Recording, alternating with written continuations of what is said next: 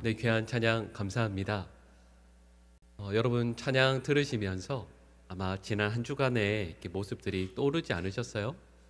지난 한 주간 동안 이렇게 해가 뜰 때 하늘이 또 너무 예뻤고, 또 해가 질 때 혹시 노을 보셨어요? 너무 예뻤죠? 여러분 어떻게 사시는 거예요? 안 보세요 그런 거? 노을도 너무 예쁘고, 지난주에 이렇게 길을 걸으면서 그 낙엽도 많이 떨어져 있지만 단풍이 이렇게 너무 예쁘게 들어서 보면서 참 이렇게 예쁜 색들로 물들게 하셨을까. 하나님께서 세상을 창조하시면서 낙엽의 색깔을 예를 들면 정말 무서운 색으로 하실 수도 있었을 텐데, 보면서 모두가 이렇게 가을이 예쁘구나, 아름답구나, 이렇게 고백하도록 하나님께서 온 세상 만물을 지으셨어요. 여러분, 어느 계절 어느 날들도 그러하지만 이 가을날을 보내면서 우리 모든 성도들에게 이런 자연이 노래하는, 하나님을 찬양하는 그 가운데에서 하나님께 함께 감사할 수 있는 저희 모두 될 수 있기를 소망합니다. 우리 옆에 계신 분들과 우리 환하게 웃으면서 이렇게 인사할까요? 옆에 계셔 주셔서 감사합니다. 우리 인사하겠습니다. 방금 저희가 인사하면서 감사라는 말을 담았어요. 지난 한 주간 동안 저희가 추수감사절을 맞이하면서 특별 새벽 기도회를 한 주간 동안 보냈습니다. 근데 그때 제가 매일마다 설교할 때 계속해서 힘주어서 강조했던 단어가 또 뭘까요? 예, 감사예요. 맞아요. 감사예요. 근데 여러분, 감사라는 이 단어가, 이 말이 성경에서 정말 중요한 말씀이거든요. 근데 또 기억을 떠올려 보시면 이 성경에서 감사라는 단어가 반드시 들어가야 할 것 같은데 빠져 있는 데들이 있어요. 예를 들면 사도 바울이 정말 힘주어서 강조했던 세 가지가 있습니다. 믿음, 소망, 사랑. 여기에 감사가 있어야 하지 않을까요? 그러니까 원학은 믿음, 소망, 감사 더하기 사랑, 이 정도면 좋을 것 같은데, 말씀드렸던 사도 바울이 감사의 사람이라고 한 주 동안 나누었는데, 사도 바울이 막상 믿음, 소망, 사랑만 말씀하고 있거든요. 또 올려보시면 예수님께서 산상수훈을 가르치시면서 특별히 팔복을 선포하셨습니다. 이러이러한 사람은 복이 있나니 말씀했는데, 이런 거기에 감사하는 자는 복이 있나니 라는 말씀이 없어요. 그리고 성령의 이끄심대로 살아가게 될 때 성령께서 성령의 사람으로 살아갈 때 반드시 맺게 되는 9가지 열매가 있습니다. 사랑, 희락, 화평, 오래 참음, 자비, 양선 쭉 이어질 때 여기에 감사가 없습니다. 이상하죠? 그리고 베드로후서 1장 4절에서 7절 말씀을 보면 우리 하나님의 거룩한 신의 성품에 참여하게 해야 한다. 그러면서 우리가 본받아야 할 신성한 성품 8가지를 말씀하고 있습니다. 근데 거기에 하나가 없습니다. 믿음, 덕, 지식, 절제 이런 것들을 말씀하고 있지만 여기에 막상 감사는 빠져 있어요. 여러분 왜 그럴까요? 말씀드렸던 것처럼 감사는 정말 중요한 것이거든요. 사도 바울도 다윗도 예수님께서도 감사의 삶을 사셨고 또 우리도 감사의 삶을 살아야 한다고 그렇게 강조하고 있는데, 앞서 말씀드린 팔복에도 성령의 9가지 열매에도 신성한 성품에서도 이 감사가 다 빠져 있어요. 왜 그럴까요? 여러분 여기에 대한 대답을 이렇게 말씀드릴 수 있습니다. 감사는요, 좀 전에 말씀드렸던 그 몇 가지 내용들의 공통점이 있습니다. 그게 뭐냐 하면 깊은 신앙의 덕목, 또 오랜 훈련, 오랜 연단을 통해서 나오는 성품에는 감사가 들어있지 않습니다. 왜냐하면 감사는요, 하나님께서 창조한 모든 사람들의 심령 가운데 누구나 기본적으로 갖추어야 하는 덕목이기 때문입니다. 오랜 시간 동안 훈련받고 연단되고 갖추어져야 비로소 드러나는 것이 감사가 아니고요, 누구나 감사해야 되기 때문이에요. 모두가 다 감사하는 사람이어야 합니다. 그리고 이걸 우리 하나님을 믿는 사람들 말고도 안 믿는 사람들도 감사를 배워요. 어릴 때부터 감사해야 된다고 배워요. 여러분, 저 이렇게 보시면 아시겠지만 제가 유치원도 나왔거든요. 유치원 다녔거든요. 근데 유치원 다닐 때 유치원 선생님께서 처음에 가르쳐 주시는 게 뭐냐 하면 감사예요. 여러분 아시죠? 배꼽 인사. 배꼽 인사의 의미가 허리를 이렇게 90도로 숙이면서까지 감사해야 되는 걸 예수님 안 믿는 사람도 가르쳐요. 배웁니다. 감사는 누구나 해야 하는 것이죠. 여러분, 그래서 세상에서도 그렇습니다. 예를 들면 사랑이 좀 부족할 수 있어요. 인내가 좀 부족할 수 있습니다. 충성도 부족할 수 있어요. 근데 그런 사람을 향해서 다른 사람들이 아유 저 사람 배은망덕하다고 이런 말 하지 않습니다. 이건 그냥 좀 부족한 거예요. 그걸 갖추기가 쉽지 않다라는 걸 모두 다 알고 있거든요. 그런데 누군가의 은혜를 깨닫지 못하고 또 그것에 감사하지 못하는 사람을 뭐라고 이야기하냐면 배은망덕하다. 저 사람은 사람도 아니다. 이런 말을 해요. 그러니까 감사라는 것은 세상의 모든 사람들이 당연히 갖추어야 할 덕목입니다. 그런데 세상의 사람들이 감사해야 할 일들에 대해서 감사하는 것, 그것 당연하지만 특별히요, 하나님의 은혜, 하나님께서 우리를 돌보심, 하나님께서 내 삶에 섭리하심, 이것을 믿는 하나님의 백성들은, 거룩한 성도들은 세상의 사람들과 같은 그 감사의 자리에서 머물지 않고 한 발자국 더 나아가서 감사하게 돼요. 여러분, 그 감사를 오늘 본문에서 말씀하고 있습니다. 세상의 사람들은 할 수 없는, 그러나 오직 성도들만 할 수 있는 감사가 있다라고 말씀하고 있는 거죠. 근데 그 감사를 오늘 본문에서는 이렇게 말씀하고 있습니다. 우리 고린도후서 12장 7절 말씀, 우리 노란색 부분만 같이 한번 읽어 보실까요? 같이 읽겠습니다. 내 육체의 가시 곧 아멘. 여러분, 이 용어 많이 들어보셨죠? 사탄이 뭐라고 부르죠? 내 육체에 뭐가 있다고요? 가시가 있대요. 여러분, 이 말 우리는 금세 이해합니다. 여러분, 가시 이렇게 찔려본 적 다 있으실 거예요. 얼마나 아픈지. 그리고 얼른 빼려고 하죠. 근데 그 가시가 계속 꽂혀 있다라는 생각만 해도 너무 힘들겠다라는 생각하게 돼요. 근데 사도 바울이 내 육체에 가시가 있다, 그 가시가 계속 꽂혀 있다라고 이야기하는데, 여러분 조금 전에 그 말씀을 또 올려보시면 육체에 꽂혀 있는 그 가시를 또 뭐라고 이야기하냐면 사탄의 사자라고 이야기하고 있습니다. 그냥 육체에 아픈 가시 정도가 아니에요. 이 육체의 가시가 무엇과 연결이 있다고요? 누구와 관련이 있다고요? 사탄과 관련이 있습니다. 하나님께서 보내주신 육체의 가시도 힘들 텐데 누가 보냈다고요? 사탄이요. 근데 사탄이 그냥 보낸 것도 아니에요. 사탄의 사자라고까지 이야기해요. 그러니까 여러분, 사도 바울에게 있는 그 육체의 가시가 무엇인지 우리는 정확히는 모르지만 이것이 무엇과 연관이 있냐면 사탄, 곧 악과 연관이 되어 있는 거예요. 그러니까 여러분 생각을 해보면 얼마나 힘들겠습니까? 얼마나 괴롭겠어요? 여러분, 이걸 생각만 해도 이 사도 바울이 참으로 힘들게 살았을 것임을 우리는 충분히 짐작할 수 있습니다. 그런데 좀 전에 읽었던 이 말씀을 사도 바울이 고백할 수 있는 이유, 맞아요. 내 육체에 사탄의 사자가 있습니다. 하지만 사탄의 사자가 나의 육체에 함께하기 때문에 너무 괴롭지만 또한 하나님의 통치도 내 삶에 공존하고 있습니다. 그래서 사도 바울은 하나님 앞에 감사하며 영광 올려드릴 수 있는 것이죠. 우리가 잘 알고 있는 창세기 50장 20절 말씀을 보면 요셉이 형들에게 이렇게 이야기하는 내용이 있습니다. 아마 기억나실 거예요. 요셉이 형들에게 이렇게 이야기합니다. 형들은 나를 해하려고 하였지만 하나님은 그 모든 것을 무엇으로 바꾸셨죠? 선으로 바꾸셨습니다. 그래서 많은 백성들의 생명을 구원하셨습니다. 이렇게 이야기해요. 여러분, 이 말씀의 의미가 뭐냐 하면 요셉의 삶에 악이 있습니다. 그 악이 뭘로 나타나죠?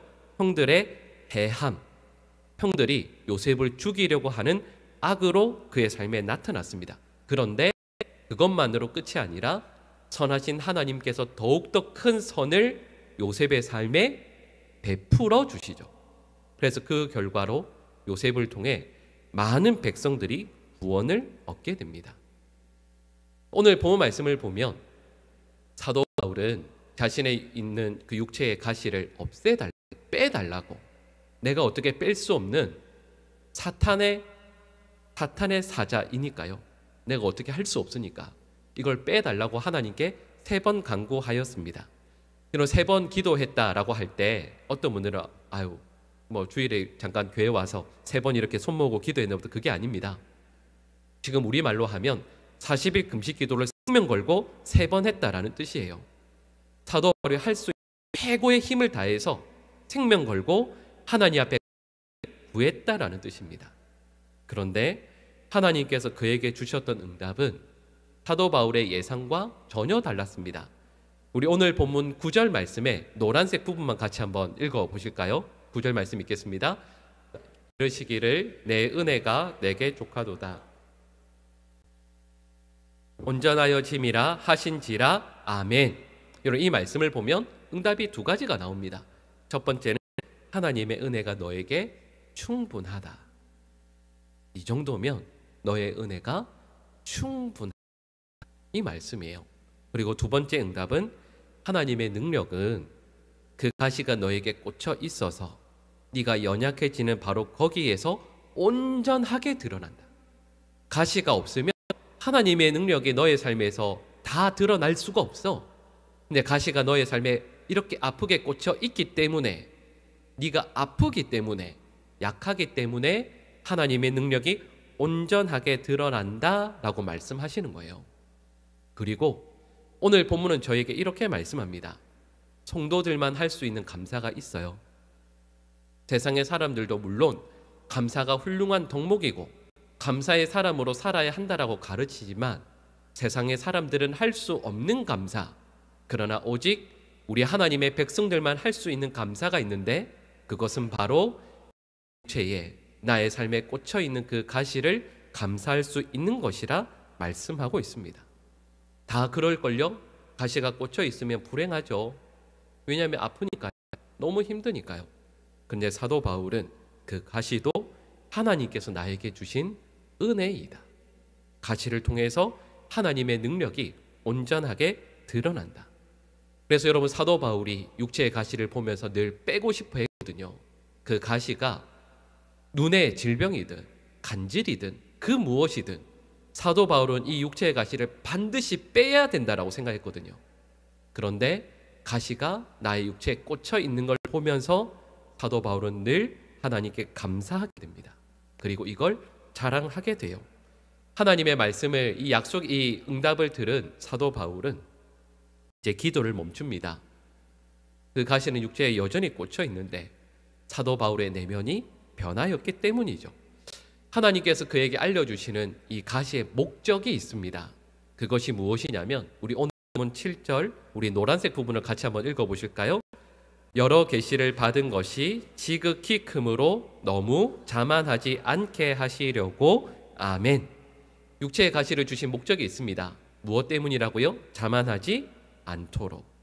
다시 말씀드리면 겸손을 위해서라고 말씀하고 있습니다. 이렇게 말씀하는 거죠. 사도 바울도 어느 날 교만이 그의 영혼 가운데 차 올라옵니다. 그러면 그 교만을 체크하는 시스템이 있어서, 그리고 그것이 바로 이 가시여서 그에게 교만이 올라오려고 하면 그의 영혼의 경고음이 시끄럽게 울리기 시작하는 거죠. 그걸 위해서 하나님께서 그에게 육체의 가시를 주셨다라고 말씀하고 있습니다. 여러분, 우리 한번 이렇게 생각해 볼까요? 여러분들은 교만합니까? 겸손합니까? 참 어려운 질문을 또 하죠. 교만하다고 대답하기도 그렇고 겸손하고 하다고 하면 또 교만이고. 여러분, 저희는 그렇게 겉으로 이야기는 하지 않지만 우리는 겸손하다는 착각 가운데 살아가기가 참 쉽습니다. 솔직히 이야기하면 겸손하게 살아가는 게 참 어려워요. 겸손하게 사는 게 어렵습니다. 근데 여러분 우리 교회 와서는 다 어떻게 행동하나요? 다 겸손한 것처럼 행동하잖아요. 그죠? 그리고 저도 이렇게 보면 겸손의 아이콘처럼 보이지 않습니까? 또 그렇게 한때 불렸는데 다 겸손한 것처럼 행동해요. 하지만 자랑할 것이 있으면 그것 때문에 견디지를 못하는 게 저희들입니다. 겸손한 것처럼 사람들 앞에서 보이려고 애를 쓰는 것이지만 저의 영혼에 누구나 교만의 마음들이 다 있습니다. 성경에서 말씀하고 있는 겸손이라는 것은 하나님을 바르게 아는 것입니다. 그게 전제예요. 하나님을 바르게 아니까 그 다음에 누굴 바르게 알게 될까요? 나를 바르게 알게 됩니다. 근데 나를 바르게 하나님 앞에서 알게 된다는 것은 지극히 거룩하신 하나님 앞에서 너무도 악한 죄인인 나의 모습을 날마다 발견하게 돼요. 그래서 나는 죽어야 할 죄인임을 알게 됩니다. 이것이 바로 겸손입니다. 하나님을 알고 앞에서 죽어야 할 죄인 되는 나를 알게 되는 것이 겸손이죠. 다르게 이야기하면 교만이라는 것은 무엇일까요? 하나님을 두려워하지 않는 것. 하나님 앞에서 나의 모습을 대충 알아서 나는 이 정도 되는 사람이라고, 이렇게 해도 되는 사람이라고 오해하는 것입니다. 이 말씀을 저의 삶에 적용해 보면 이렇게 말씀드릴 수 있습니다. 내 삶에는 육체의 가시가 나를 망하게 하는 것이 아닙니다. 고통이 우리를 망하게 하는 것이 아니에요. 교만이 나의 삶을 망가뜨립니다. 사도 바울은 하나님 앞에 이렇게 기도했습니다. 하나님, 저 강한 복음 전도자가 되고 싶습니다. 훌륭한 가 되고 싶습니다. 탁월한 복음을 전하는 선교사가 되고 싶습니다. 그러려면 이 육체의 가시가 없어야 됩니다. 여러분 당연히 그렇지 않겠어요? 말씀을 전하는 선교사가, 목회자가 육체에 큰 가시가 있어서 사람들이 보면서 야, 너나 나아라, 너나 육체의 가시 없애야지, 그런 꼴로 그런 모습으로 무슨 복음을 전한다고 하느냐, 이 말을 얼마나 수도 없이 많이 들었겠습니까? 여러분 그런데 사도 바울이 강력한 복음 전도자가 되기 위해서 육체의 가시에 달라는 이 간구를 하나님께서는 거부하십니다. 왜냐하면 하나님께서는 사도 바울이 탁월한 복음 전도자가 되길 원하시는 것이 아니라 하나님만 의지하는 겸손한 성도가 되기를 원하시기 때문입니다. 그래서 사도 바울에게 하나님께 주신 응답은, 그래서 사도 바울이 고백하는 내용은 나에게 주신 그 은혜가 나에게 족하다입니다. 이걸 깨닫고 사도 바울은 기뻐하며 자랑하게 되죠. 여러분 꼭 기억하셔야 할 것이 있습니다. 우리에게 있는 고통, 우리 인생에 있는 그 약점이 우리 인생을 결정하는 것이 아닙니다. 하나님의 은혜가 우리의 인생을 결정하는. 여러분 교회가 무너지는 것은 교회에 있는 연약함, 교회 리더들이나 많은 직분자들의 실수로 교회가 넘어지는 게 아니에요. 교회가 넘어지는 것은 하나님의 은혜를 잃어버릴 때입니다. 여러분 가정도 마찬가지입니다. 여러분 가정에 어떻게 고통이 없겠어요? 하지만 가정에 고통이 있다 할지라도 하나님의 은혜가 풍성할 때 그 가정은 괜찮습니다. 사도 바울은 고통이 너무 크죠. 육체의 가시, 사탄의 사자라고 말할 수밖에 없는 고통 가운데에서도 그 고통보다 하나님께서 나에게 주신 은혜가 더 클 때 사도 바울은 세상 사람들이 할 수 없는 놀라운 수준의 감사를 성도들과 하나님 앞에서 고백하고 있는 것이죠. 여러분 그래서 성도만이 올려드릴 수 있는 감사가 있습니다. 고통과 어려움 가운데에서도 가시가 나의 육체에, 나의 영혼에 박혀 있는 그때에도 놀라운, 말로 형용할 수 없는 하나님의 은혜와 하나님의 위로와 평강이 그의 삶 가운데 가득하기에 사도 바울은 진정한 감사를 올려드릴 수 있는 것이죠. 여러분 저희 모두가 그렇습니다. 저 같은 목회자를 포함해서요, 모든 성도들은 이 땅을 살면서 늘 강자의 유혹에 시달리게 됩니다. 강하게 되어야 세상 가운데 하나님께 영광도 올려드릴 수 있고 강하게 되어야 세상을 잘 살 수 있다는 유혹을 늘 받습니다. 하지만 하나님의 은혜는 사도 바울의 고백처럼 나의 약함을 통해 나의 영혼에 흘러들어옵니다. 이 내용은 이런 의미죠.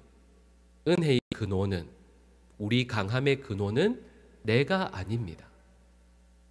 내가 이만큼 강해야 세상도 살아갈 수 있고 하나님께 영광을 올려드릴 수 있다라고 생각하지만 여러분, 결코 그렇지 않습니다.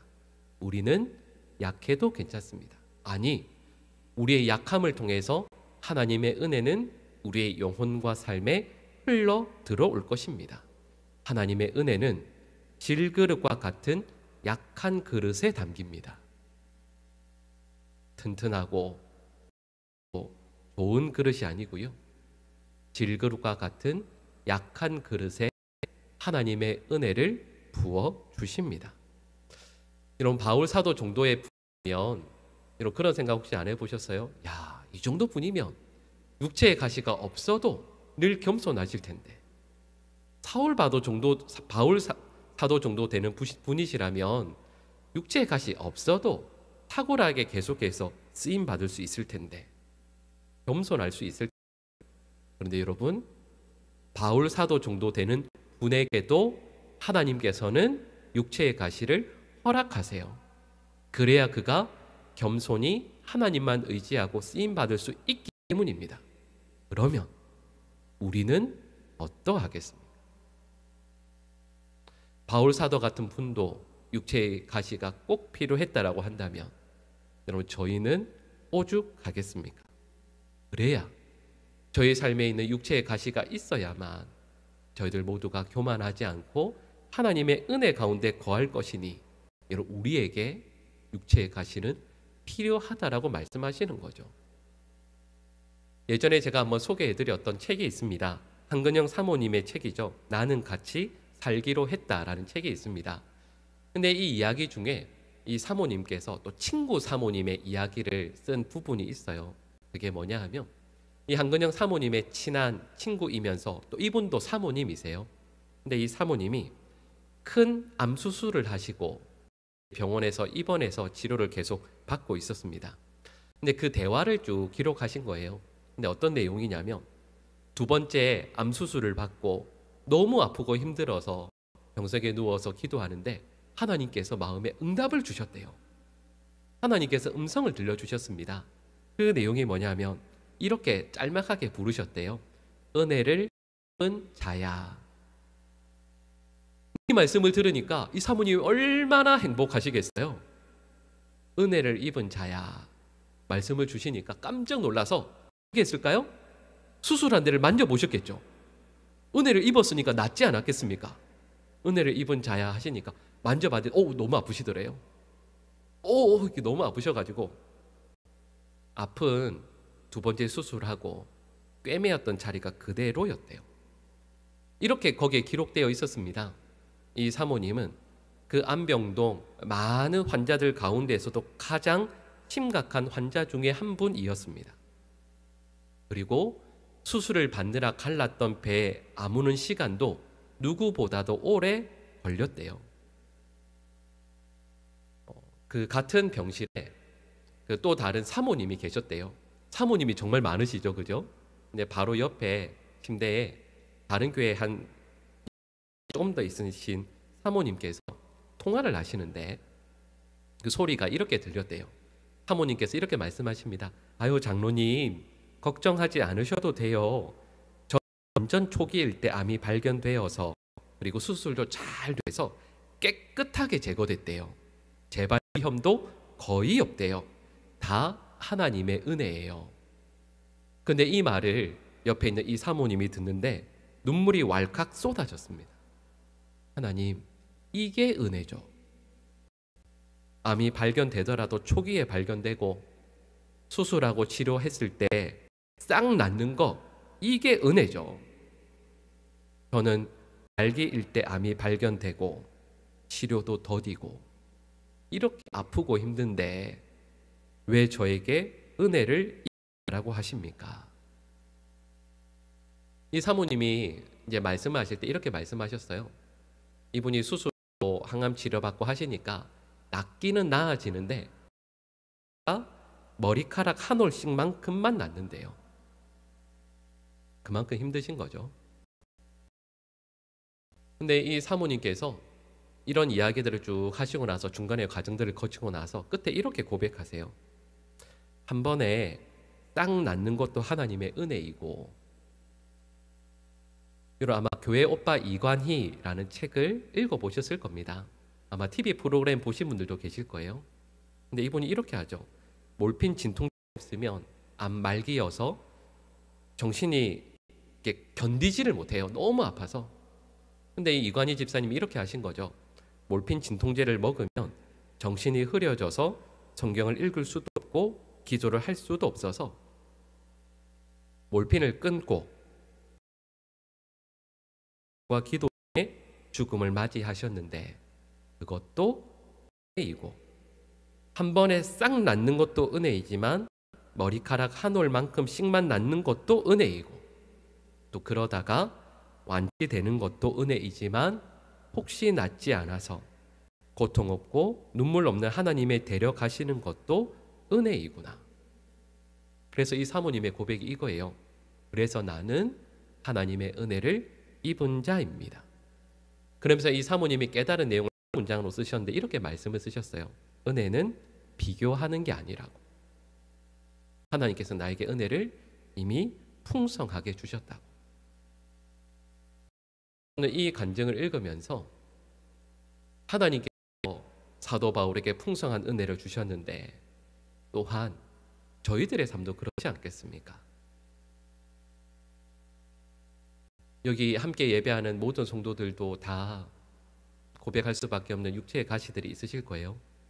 그게 질병이든 어떤 가족이든 내가 가진 어떤 정서적인 문제이든 무엇이든, 이 육체의 가시 때문에 늘 아프고 힘든데 하나님께서 우리에게 이렇게 말씀하세요. 이미 하나님의 은혜가 족하다고 말씀하세요. 예수 그리스도의 십자가를 통한 구원을 우리에게 약속해 주셨고, 우리의 걸음걸음을 아름답게 인도해 주시고, 우리 주 하나님께서 지금도 우리와 함께 하시다는 그 믿음의 고백으로 말미암아 우리는 하나님 앞에 나에게 주신 그 가치도 감사할 수 있게 됩니다. 여러분, 추수감사절을 맞이하면서 여러분 어떠세요? 생각을 해보면 한 해 동안 감사할 게 뭐가 그렇게 많을까? 작년 올해 뭔가 특별히 더 감사할 제목이 생겼나? 곰곰이 생각을 해보면 특별히 다른 게 없는 것 같지 않으세요? 오히려 더 나빠진 것도 분명히 있으시겠죠. 그런데 우리에게는 어떤 육체의 가시, 어떤 아픔, 그 모든 것들을 뛰어넘는 하나님의 은혜가 우리의 삶의 족함에, 세상의 사람들은 감사할 수 없는 가운데에서도 하나님 앞에 진정으로 감사하며 영광 올려드리는 우리 모든 주의 백성들 되시기를 간절히 축복합니다. 하나님께서 우리 모든 성도들의 삶에 어려움, 힘든 일들, 문제들이 아니라 주신 감사의 제목들을 하나하나 헤아려 보고 모든 어려움들보다 훨씬 더 큰 은혜로 말미암아 우리에게 주신 삶을 찬송과 감사로 가득 채워나가는 모든 주의 백성들 될 수 있기를 간절히 축복합니다. 기도하겠습니다. 하나님, 오늘도 주님의 은혜로 살아갑니다. 비교할 수 없는 주님의 그 은혜 아래에서 어떤 이들은 고통 가운데에서도 신음하며 하나님의 은혜를 구하지만, 하나님, 우리 모든 성도들에게 주님께서 주시는 은혜가 있음을 오늘도 머리카락 한 올만큼씩 회복시켜 주심을 기억하며 감사하게 하여 주시옵소서. 사랑으로 저희를 늘 안아주시는 주님을 찬양하며 바로 제가 하나님의 은혜자임을 기억하게 하여 주시옵소서. 예수님의 이름으로 기도합니다. 아멘.